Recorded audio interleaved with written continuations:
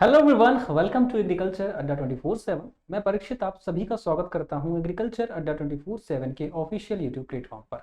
आज हम लोग बात करने वाले हैं डीडीएसओ की फॉर्म फिलिंग के बारे में, यानी कि जो भी बच्चे डीडीएसओ का फॉर्म भरने वाले हैं उनको क्या गलतियां नहीं करनी है, क्या क्या स्टेप आपको फॉलो करने हैं फॉर्म फिलिंग करते समय, क्या क्या बातें आपको ध्यान में रखनी है जिनसे आपका फॉर्म गलत ना हो जाए।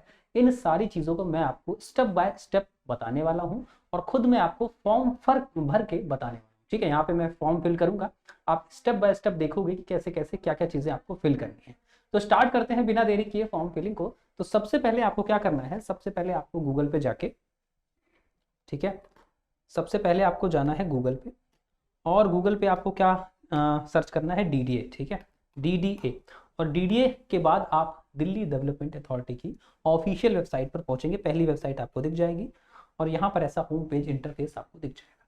इसके बाद आपको इसको नीचे स्क्रॉल करना है और नीचे स्क्रॉल करने के बाद आपको यहाँ पर जो है सारे notice boards, new tender notice और सारी चीज़ें आपको दिखेंगी। गजट का नोटिफिकेशन दिखेगा।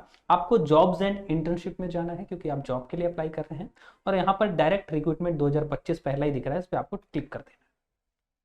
क्लिक करने के बाद कुछ ऐसा इंटरफेस आपको दिखाई देगा। स्क्रॉल करने के बाद आपसे पूछेगा कि आपको इंस्ट्रक्शंस को रीड करना है या फिर आपको एडवर्टाइजमेंट देखना है या फिर आपने ऑलरेडी रजिस्टर कर रखा है आपको लॉगिन करना है या फिर आपको नया रजिस्ट्रेशन करना है। तो इंस्ट्रक्शन आप एक बार जरूर पढ़ लें, ठीक है। और एडवर्टाइजमेंट आप देख ही चुके होंगे और रजिस्टर्ड अगर आपने ऑलरेडी रजिस्टर कर रखा है तो लॉगिन करेंगे, वरना जो नए बच्चे हैं वो टू रजिस्टर पर क्लिक करेंगे। यहाँ पर टू रजिस्टर और क्लिक हेयर, यहाँ पर क्लिक कर देंगे। वेबसाइट ओपन हो रही होगी, ठीक है। और फिर इसके बाद कुछ ऐसा इंटरफेस आपको दिख जाएगा। यहाँ से आपकी रजिस्ट्रेशन प्रोसेस स्टार्ट हो रही है। यहाँ पर रजिस्ट्रेशन लिखा हुआ दिख रहा है आपको, ये देखिए, यहाँ से आपकी रजिस्ट्रेशन प्रोसेस स्टार्ट हो रही है। सबसे पहले आपको पोस्ट का नेम फिल करना है। यहाँ पर हम डीडीएसओ सेक्शन ऑफिसर के बारे में बात करने वाले हैं, हॉर्टिकल्चर के बारे में बात करने वाले हैं। तो सिलेक्ट पोस्ट पर आपको जाना है और सेक्शन ऑफिसर हॉर्टिकल्चर पर आपको क्लिक करना है क्योंकि हम हॉर्टिकल्चर एग्रीकल्चर की बात करेंगे। तो सेक्शन ऑफिसर हॉर्टिकल्चर यहाँ पर आपको दिख जाएगा, इस पर आपको क्लिक करके सिलेक्ट कर लेना है, जिसका पोस्ट कोड है 17, आपको याद रखना है। अब अपना फुल नाम, आप फुल नेम आपको यहाँ पर फिल करना है। जैसे मैं अपना फिल करूंगा तो PARIKSHIT Parikshit Srivastava SHIT। Name fill करते समय आप ध्यान रखें कि आपके नेम की स्पेलिंग्स गलत नहीं होनी चाहिए, ठीक है। स्पेलिंग्स जो है वो बिल्कुल चेक कर लें, आपकी मार्कशीट और आपके डॉक्यूमेंट के हिसाब से आपकी स्पेलिंग्स होनी चाहिए। तो परीक्षित श्रीवास्तव मैंने यहाँ पर फिल कर दिया है। आगे बढ़ेंगे तो आपका मोबाइल नंबर आपसे पूछेगा, तो मैं यहाँ पर अपना मोबाइल नंबर जो है वो फिल कर देता हूँ।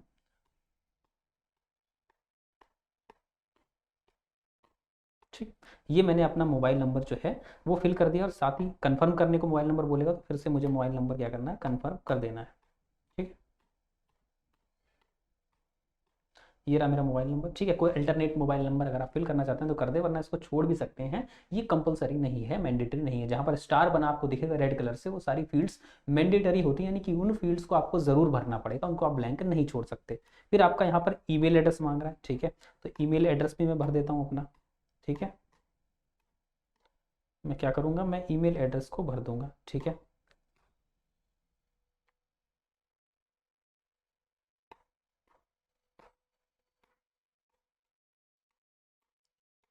यहाँ पर मैं अपना ईमेल एड्रेस भर रहा हूँ, ठीक है। आप अपना ईमेल एड्रेस यहाँ पर ज़रूर भर दें, जो भी आपका ईमेल एड्रेस है, ठीक है। और देख लें कि ईमेल एड्रेस जो है आप जो भर रहे हैं उसमें कोई मिस्टेक नहीं होनी चाहिए। आपकी मोबाइल नंबर और ईमेल एड्रेस जो है बिल्कुल सही भरना है आपको, क्योंकि जो है आपकी सारी डिटेल्स यहीं पर कैप्चर होती है और यहीं पर जो भी कोई इन्फॉर्मेशन है वो आती है, ठीक है। एक बार भरने के बाद आपसे कन्फर्मेशन भी मांगी जाएगी और आपको यहाँ पर कन्फर्मेशन भी देनी पड़ेगी, ठीक है। तो यहाँ पर मैं भर देता हूँ @gmail.com। ठीक, ये मैंने यहाँ पर अपना ईमेल एड्रेस भर दिया है। आप अपना ईमेल एड्रेस जो भी है वो भर दें प्लीज़। और यहाँ पर ऑप्शन आएगा आपके पास, एक जनरेट ओटीपी से डिक्लेरेशन मांगा जाएगा, ठीक है। I hereby declare that the above, यानी कि मेरे द्वारा जो भी इन्फॉर्मेशन दी गई है वो सही है, सही आपका डिक्लेरेशन मांगेगा। तो यहाँ पर आई एग्री कर देना है आपको, ठीक है। आई एग्रीड यानी कि आप सहमत हैं। और जो कैप्चा कोड यहाँ पर दे रखा है वो कैप्चा कोड आपको फिल कर देना है, ठीक है। कैप्चा कोड जो भी दे रखा है वो आपको सही सही फिल कर देना है यहाँ पर, ठीक।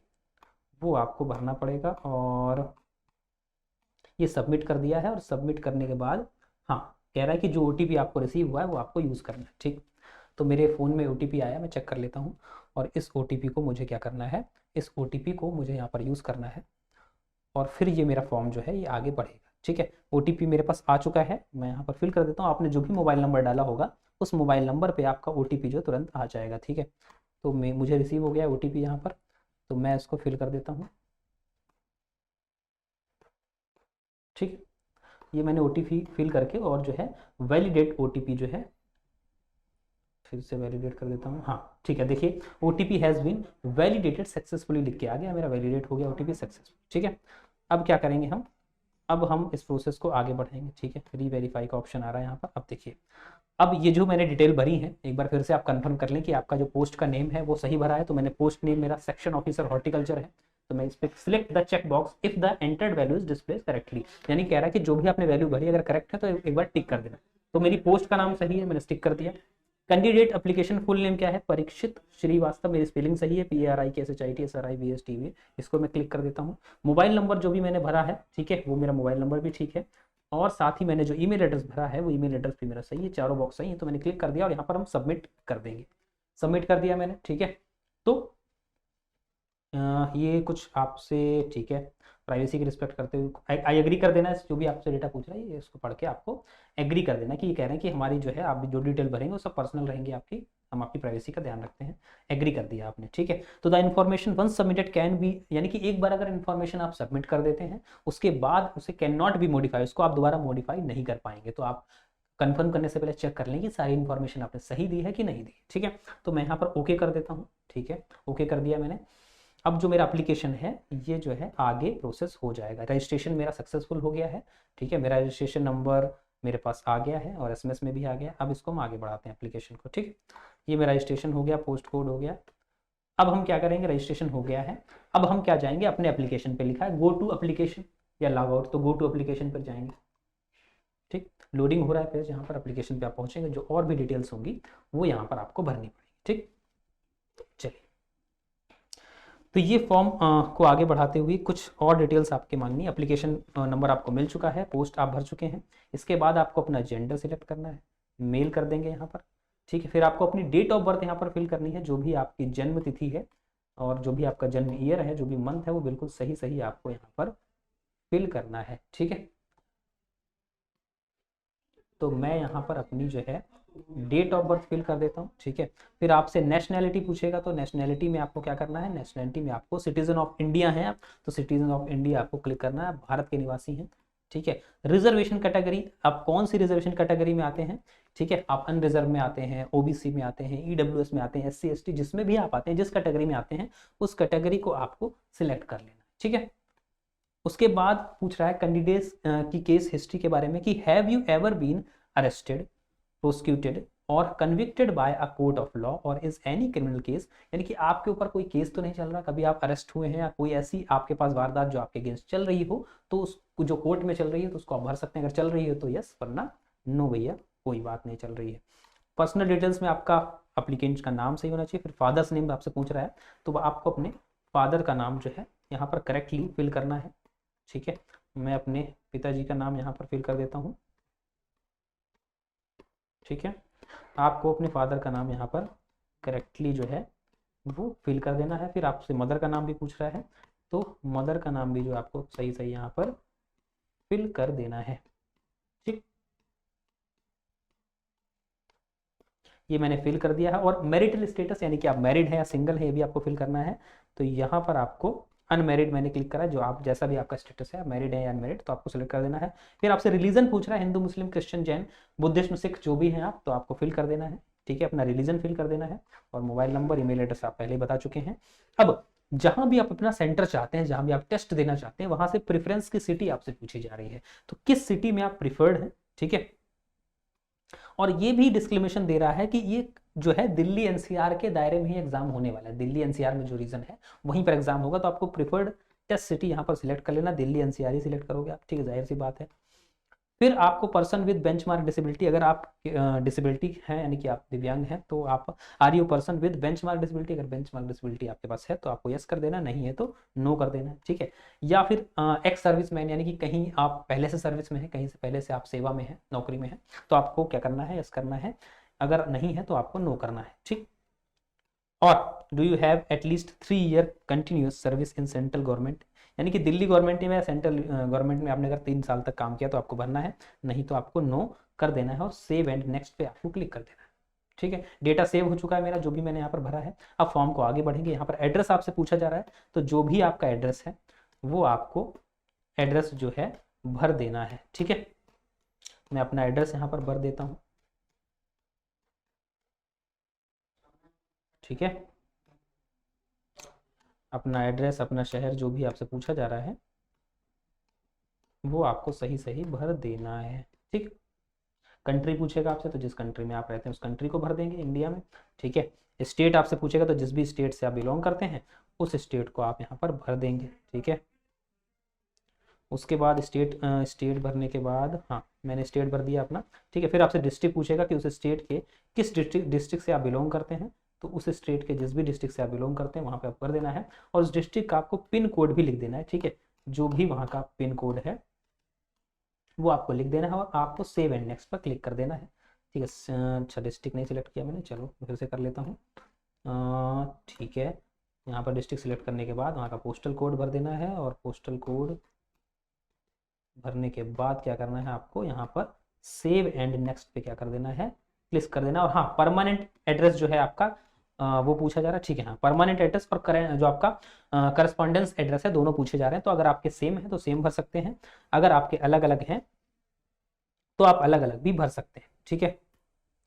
तो मेरे सेम है तो मैंने यहाँ पर एस कर दिया है, तो सारी डिटेल अपने आप ले लेगा और सेव एंड नेक्स्ट पे हम क्लिक कर देंगे, ठीक। सेव हो गया ये डाटा भी हमारा। आगे आपसे कुछ आपकी डिटेल्स पूछ रहा है क्वालिफिकेशन की, ठीक है। तो यहाँ पर आपसे 10th क्लास की डिटेल पूछा जा रहा है कि name of board, 10th class आपके किस बोर्ड से है। तो आप जो भी आपका 10th क्लास में बोर्ड रहा होगा आप उस बोर्ड को भर सकते हैं यहाँ पर, ठीक है। तो आपसे बोर्ड पूछ रहा है भाई किस बोर्ड से आप 10th पढ़े हैं, तो अपना बोर्ड यहाँ पर भर देंगे आप, जिस भी बोर्ड से आपने हाई स्कूल की परीक्षा पास की है, ठीक है, वो भर देंगे। और किस ईयर में किस डेट में आपने पास की है वो भी यहाँ पर भर देंगे। आपकी मार्कशीट में मेंशन होगा, जब आप 10th की मार्कशीट देखेंगे तो वहाँ पर मेंशन होगा किस डेट में आपकी मार्कशीट जो है वो रिलीज हुई है, तो वही डेट यहाँ पर आपको क्या करनी है, भर देनी है। जैसे मैं अपनी मार्कशीट देख कर यहाँ पर भर देता हूँ, ठीक है। डेट ऑफ पासिंग,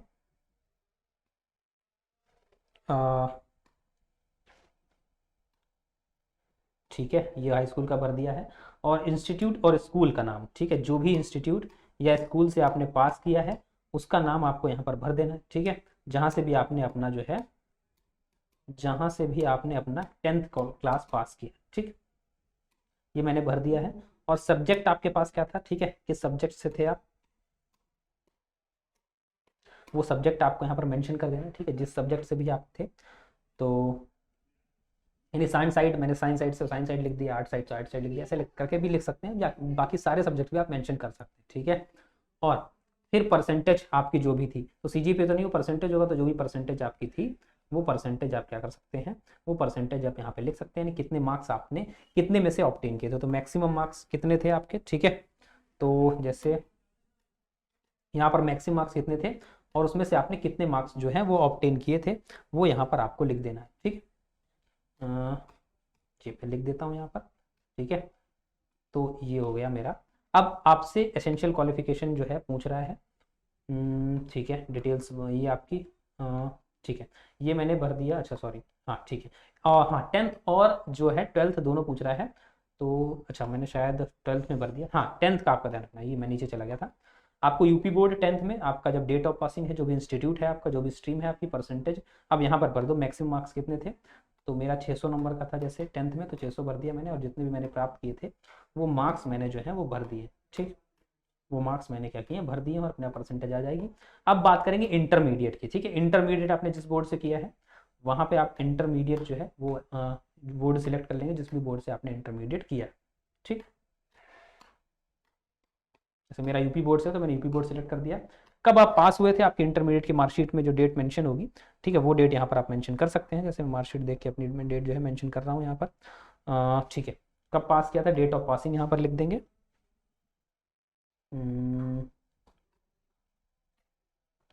यहाँ पर मैं कर देता हूँ अपनी जो भी डेट ऑफ पासिंग है, ये मैंने मेंशन कर दिया। इंस्टीट्यूट का नाम जो है आप मेंशन कर देंगे जहाँ से भी आप अपना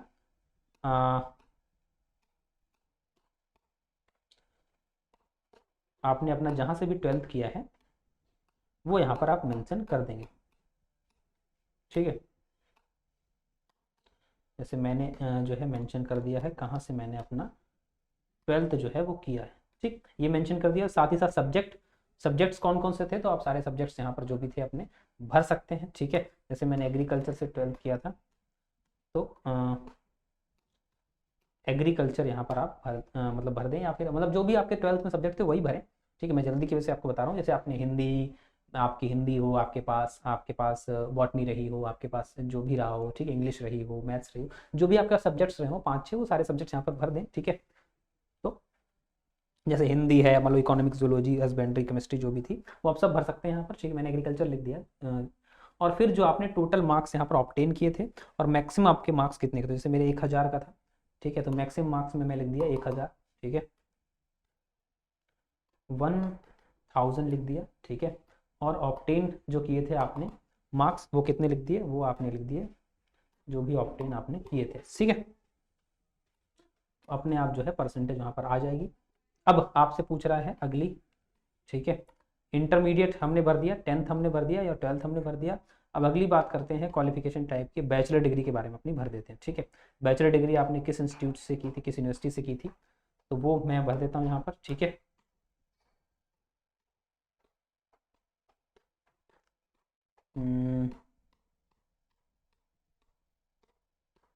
ठीक है, ये भर दिया। और किस सब्जेक्ट में आपका स्पेशलाइजेशन था, तो मेरा जैसे एग्रीकल्चर में, तो मैं एग्रीकल्चर भर देता हूँ। अगर हॉर्टिकल्चर से आपने बीएससी किया तो हॉर्टिकल्चर भर सकते हैं।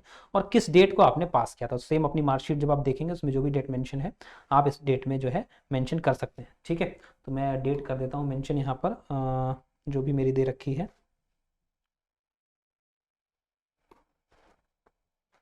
ठीक है। ये मैंने डेट ऑफ पासिंग मेंशन कर दी। और यहाँ पर परसेंटेज या सीजीपीए आपसे पूछा जा रहा है, ठीक है। तो मैं यहाँ पे लिख देता हूँ आपको, ठीक है, सीजीपीए भर देता हूँ, ठीक। तो सीजीपीए ऑब्टेन्ड, टोटल सीजीपीए कितना, तो टोटल तो आपका 10 होगा, ठीक है। 10 में से, जैसे मेरा 10 में से मैं बता रहा हूँ, तो आपका जो भी आपने ऑब्टेन किया है उसको आप जो है भर देंगे, ठीक है। हम्म,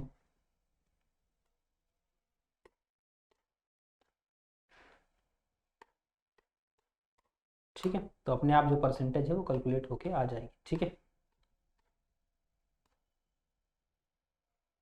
नहीं आएगी तो आप, अगर ना आए तो आप भर दे सकते हो, ठीक है। चलिए, तो यहाँ पर मैंने भर दिया सीजीपीए, और जो भी सीजीपीए मैंने ऑब्टेन किया था वो भर दिया, परसेंटेज अपने आप जो है कैलकुलेट होकर आ गई, ठीक है। हाँ, ओवरऑल परसेंटेज इस पे लिखा, आपको मैनुअली जो है आपको करनी पड़ेगी, तो मेरी जो भी परसेंटेज थी मैंने लिख दी यहाँ पर, ठीक है। फिर एक्सपीरियंस की डिटेल, ठीक है, एक्सपीरियंस की डिटेल जो है वो यहाँ पर जो है कंपलसरी नहीं है। अगर आपके पास कोई एक्सपीरियंस है तो भर सकते हैं यहाँ पर, जिस ऑर्गेनाइजेशन में आपने काम किया है। अगर कोई एक्सपीरियंस आपके पास नहीं है तो यहाँ पर आपको भरने की नीड नहीं है, ठीक है। तो ये आप कर सकते हैं, एक्सपीरियंस यहाँ पर नहीं भी नीड है भरने की, ठीक है। टोटल वर्क एक्सपीरियंस से कोई अगर है आपके पास तो भर दें, ठीक है, नहीं है तो कोई दिक्कत नहीं। प्राइवेट में काम किया है आपने, या आपने गवर्नमेंट में काम किया है, जहाँ भी आपने काम किया है यहाँ पर आप भर सकते हैं, ठीक। जैसे अगर मैं भरना चाहूँ तो ऑर्गेनाइजेशन का नेम जो है वो भर सकता हूँ, और कितना आपको जो है वहाँ पर पोस्ट क्या थी आपकी, कौन सा टाइप का ऑर्गेनाइजेशन है, कब स्टार्ट किया था, ठीक है, कब एंड किया, या अभी तक एंड नहीं किया, अभी तक चल रहा है, ठीक है। और ब्रीफ वर्क एक्सपीरियंस आपका जो भी रहा है, ठीक है। ये आप सारी चीज़ें यहाँ पर भर सकते हैं। और नहीं है तो यहाँ पर आपको सेव एंड नेक्स्ट पर क्लिक कर देना है, ठीक है। ये डेटा जो भी मैंने भरा ये सेव हो गया। अब यहाँ पर आपको कुछ डॉक्यूमेंट्स जो है आपने अपलोड करने पड़ेंगे, ठीक है। तो यहाँ पर आपको फोटोग्राफ अपलोड करना है, और स्कैन सिग्नेचर यहाँ पर अपलोड करना है, 10th की क्लास की मार्कशीट अपलोड करनी है, 12th की करनी है, और एसेंशियल क्वालिफिकेशन जो आपने ग्रेजुएशन भरी है वो अपलोड करनी है, और सर्टिफिकेट। और उसके बाद आपका जो है अच्छा, सीजीपीए वाला जो भी मार्कशीट है आपकी भर देना, इसमें सीजीपीए मेंशन है, और एक्सपीरियंस अगर है तो उसका सर्टिफिकेट आपको यहाँ पर भर देना है, ठीक। इतनी चीज़ें आपको अपलोड करनी है, ठीक है। तो यहाँ पर मैं क्या करता हूँ, डॉक्यूमेंट्स जो है एक एक करके अपलोड कर देता हूँ, ठीक है। तो सबसे पहले हम क्या करेंगे, यहाँ पर फोटोग्राफ अपना अपलोड करेंगे। तो मैंने फोटोग्राफ अपने लैपटॉप से अपलोड कर लिया है, ठीक है। मैं क्योंकि जो यहाँ वीडियो रिकॉर्डिंग भी चल रही है ना कैमरे से, तो इससे कैमरे से वो नहीं हो सकता, फोटो कैप्चर नहीं हो सकता था। मैंने लैपटॉप से अपनी फ़ोटो कैप्चर किया है। आप जहाँ भी फॉर्म भर रहे हैं लैपटॉप से, मोबाइल से, तो अपने फ़ोटो को कैप्चर आप कर पाएंगे। ठीक है, यहाँ मैं रिकॉर्ड कर रहा था तो इस कैमरे से कैप्चर नहीं कर सकता था, तो मैंने कैप्चर कर लिया है फ़ोटो। ठीक है, यहाँ पे क्लिक करते हैं जब आप अपलोड के लिए, तो कैप्चर का ऑप्शन आता है, मैंने आपको दिखाया था। तो व्यू कैप्चर फोटो जो मैंने की है वो आप देख सकते हैं यहाँ पर। जब मैं व्यू करूँगा, ठीक है, तो यहाँ पर फोटो जो है दिख जाएगी। मैं आपको दिखाता हूँ। ठीक है, ये फोटो मैंने अपलोड की अभी की जस्ट, ये है। उसके बाद यहाँ पर लिखा है अपलोड योर स्कैन सिग्नेचर। आपको स्कैन किया हुआ सिग्नेचर अपलोड करना है, तो यहाँ पर क्लिक हेयर टू अपलोड लिखा है, यहाँ से लिखेंगे और जो भी आपके पास फाइल होगी आपके फाइल में, ठीक है, उस फाइल को रखेंगे तैयार। और यहाँ पर डाउनलोड्स में मैं देखता हूँ, ये देखिए मेरे सिग्नेचर की फाइल मैंने रख रखी पहले से तैयार करके, और ये सिग्नेचर यहाँ पर अपलोड कर दिया है मैंने। ठीक है, ये अपलोड हो गया है, व्यू लिख के आ रहा है यहाँ पर। फिर आ है 10th की मार्कशीट अपलोड करनी है मुझे, तो यहाँ पर 10th की मार्कशीट भी मैंने रख रखी है, हाई स्कूल। ठीक है, इसको भी मैं यहाँ पर अपलोड कर देता हूँ, ये अपलोड हो गई है सक्सेसफुली।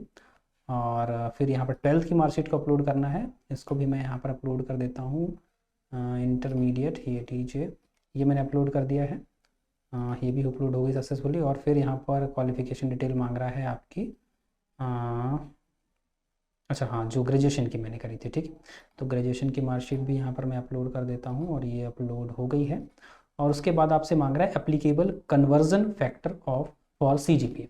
सीजीपीए का कन्वर्जन फैक्टर यानी कि सीजीपीए को परसेंटेज में कैसे चेंज करते हैं, तो अलग अलग यूनिवर्सिटीज़ के क्राइटेरियाज होते हैं, जैसे कि किसी में मल्टीप्लाई बाय 9 करके या 10 करके, जो भी। तो आप जिस यूनिवर्सिटी से भी आपने ग्रेजुएशन किया है, वहाँ का जो भी क्राइटेरिया है सीजीपीए को कन्वर्जन करने का, उस क्राइटेरिया को आपको एक वर्ड पे लिख सकते हो आप। ठीक है, और वहाँ पर आप पीडीएफ बनाकर अपलोड कर सकते हो। ठीक है, आप अपनी जो भी यूनिवर्सिटी से आपने कर रखा है, तो आप उस यूनिवर्सिटी की वेबसाइट पर जाएंगे। ठीक है, उस वेबसाइट पर जाने के बाद आपको वहाँ पर उनके क्राइटेरिया जो है मिल जाएंगे, वहाँ से आप जो है छोटा सा पीडीएफ बना के मेंशन करके आप लिख सकते हो और जो है अपलोड कर सकते हो। ठीक है, तो ये भी मैं कर देता हूँ अपलोड यहाँ पर।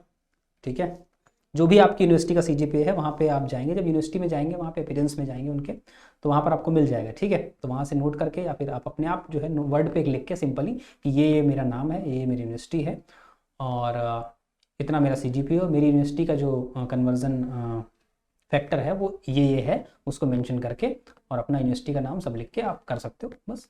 ठीक, पीडीएफ बना लेता हूँ, उसका पीडीएफ बना के जो है अपलोड कर देना है। जैसे मैं करता हूँ यहाँ पर, हाँ मैंने बना के रख रखा है, ये देखिए कन्वर्जन फार्मूला बना के रख रखा है, इसको मैं अपलोड कर। File is size is lesser than specified. अच्छा, फाइल कम है, 100 KB से लेके 1 MB तक की फ़ाइल चाहिए, मेरी फ़ाइल छोटी है। ठीक है, मैं इसको ज़रा वो कर लेता हूँ, फाइल को साइज़ को चेंजेस कर लेता हूँ। ठीक है, 1 मिनट का समय दीजिए मुझे। पीडीएफ का साइज़ थोड़ा सा कम था, मैंने उसको सही कर लिया। आपके पीडीएफ का साइज़ अगर ज़्यादा हो रहा है या कम हो रहा है, तो सिंपली आप गूगल पे जाके लिखेंगे रिड्यूस पीडीएफ साइज़, तो बहुत सारी एप्लीकेशन से सॉफ्टवेयर आ जाएंगे, तो उनकी वेबसाइट्स पर जाके अपना पीडीएफ अपलोड करके आप साइज़ को कम या ज़्यादा कर सकते हैं, जैसा भी रिक्वायर है। गूगल पे जब लिखेंगे रिड्यूस पीडीएफ साइज़, तो बहुत सारे आपको वेबसाइट्स मिल जाएंगे, तो आप कर सकते हैं। ठीक, कोई इसमें रॉकेट साइंस नहीं। तो यहाँ पर मैंने कर लिया और मैं इसको अपलोड कर देता हूँ।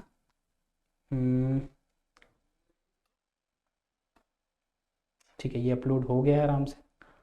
और ठीक है, यहाँ पे सारे जो रिक्वायर्ड डॉक्यूमेंट थे मैंने कैप्चर्ड फ़ोटो ले लिया है, और यहाँ पर सिग्नेचर को अपलोड कर दिया है, 10th की मार्कशीट अपलोड कर दी है, 12th की कर दी है, और ये सर्टिफिकेट कर दिया है अपलोड। ठीक है, और कन्वर्जन जो फैक्टर है वो भी अपलोड कर दिया है। ठीक है, सारी चीज़ें यहाँ पर अपलोड कर दी। एक्सपीरियंस की नीड नहीं थी और मैंने फिल भी नहीं किया था, तो इसको आप खाली छोड़ सकते हैं। जहाँ पे आपको रेड स्टार दिख रहा है ये चीज़ें कंपलसरी हैं, और जहाँ पे आपको खाली दिख रहा है वो चीज़ आप छोड़ भी सकते हैं। तो यहाँ पर मेरा नाम हो गया, एप्लीकेशन रजिस्ट्रेशन फीस 2500 रुपये। ठीक है, तो 2500 रुपये फीस का पेमेंट आपको करना ऑनलाइन माध्यम से करेंगे आप, तो ऑनलाइन पर क्लिक करके, और ठीक है, और ये डिक्लेरेशन जो दे रखे हैं इनको आप टिक करके, ठीक है, एग्री कर देंगे। और ये कैप्चा जो है यहाँ पर आप कैप्चा को फिल कर देंगे। ठीक है, तो मैं फिल कर देता हूँ कैप्चा को 89, ये मैंने कैप्चा फिल कर दिया है, और यहाँ पे मैं कर देता हूँ प्रीव्यू कर लेता हूँ एक बार। ठीक है, प्रीव्यू करने के बाद मेरा पूरा एप्लीकेशन फॉर्म जो है वो दिख जाएगा।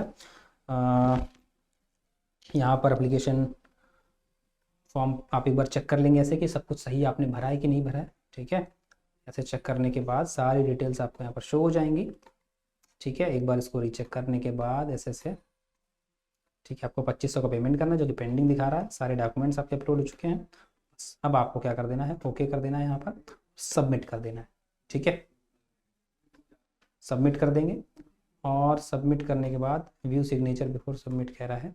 सिग्नेचर तो ठीक है, हो गया, ठीक है ठीक है। चलो ये मैं कर देता हूँ बस, सबमिट कर दिया, सबमिट, और पर्सनल डेटा यहाँ पर हो गया, एग्री कर देना यहाँ पर, और ये आपका हो गया और पेमेंट के ऑप्शन पे आ गया है। ठीक है, तो पेमेंट आपको जैसे भी करना है, जैसे यूपीआई से पेमेंट अगर आपको करना है तो यूपीआई पर क्लिक करके बस आप सीधा पेमेंट करेंगे, और पेमेंट करने के बाद आपके पास एप्लीकेशन फॉर्म को डाउनलोड करने का ऑप्शन आ जाएगा और पेमेंट की रिसिप्ट का डाउनलोड करने का ऑप्शन भी आ जाएगा। ठीक है, ये फाइनल स्टेप है, मैं पेमेंट नहीं कर रहा हूँ क्योंकि मुझे नहीं फिल करना है फॉर्म। ठीक है, मैं आपको बस ये गाइडेंस के लिए बनाया गया है। तो यहाँ पर यूपीआई पे आप क्लिक करेंगे और यहाँ पर जैसे भी जो है आप क्यूआर कोड से अगर करेंगे तो यहाँ पर क्यूआर कोड आ जाएगा।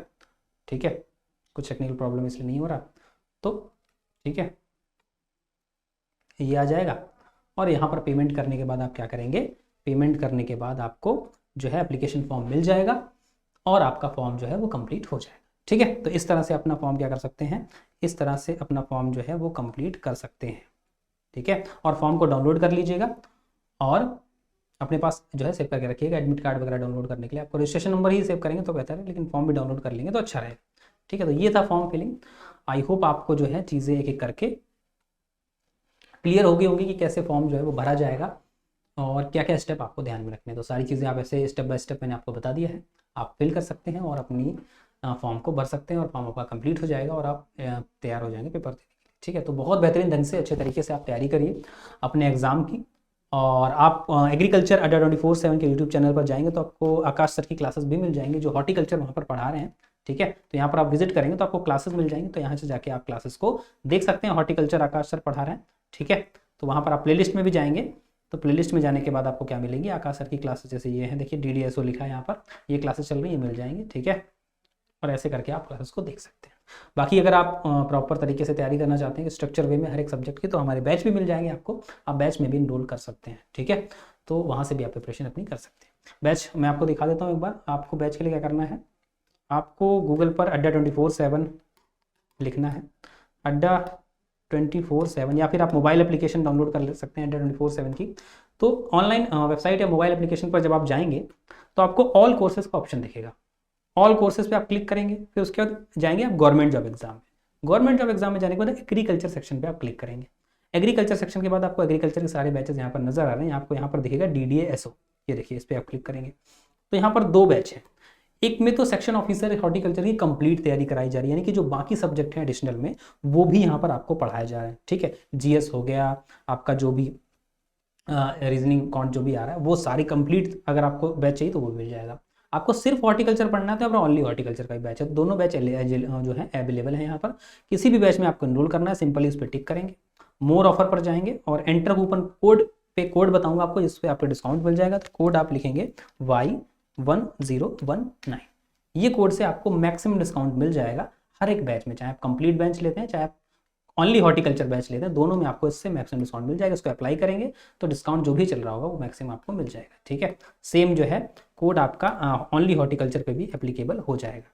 ठीक है, जो ओनली हॉर्टिकल्चर है इस पे मोर ऑफर में जाके आप एंटर कूपन कोड पे जो है Y1019 कोड यूज़ करेंगे, अप्लाई कर देंगे तो आपको मैक्सिमम डिस्काउंट मिल जाएगा। 799 में आपको ये बैच मिल जाएगा। तो इस तरह से अपनी तैयारी कर सकते हैं। बाकी यूट्यूब पर जो है बहुत सारी चीज़ें आपको मिल जाएंगी जिसके माध्यम से आप तैयारी को अपनी कर सकते हैं। और अगर मैं बात करूं आप उसके, तो आप और भी अगर आपको कोई जैसे कोई भी समस्या आ रही है, ठीक है, कोई भी अगर आपको समस्या आ रही है, कोई परेशानी आ रही है तो आप जो है मेरे टेलीग्राम चैनल पर जुड़ सकते हैं। ठीक है,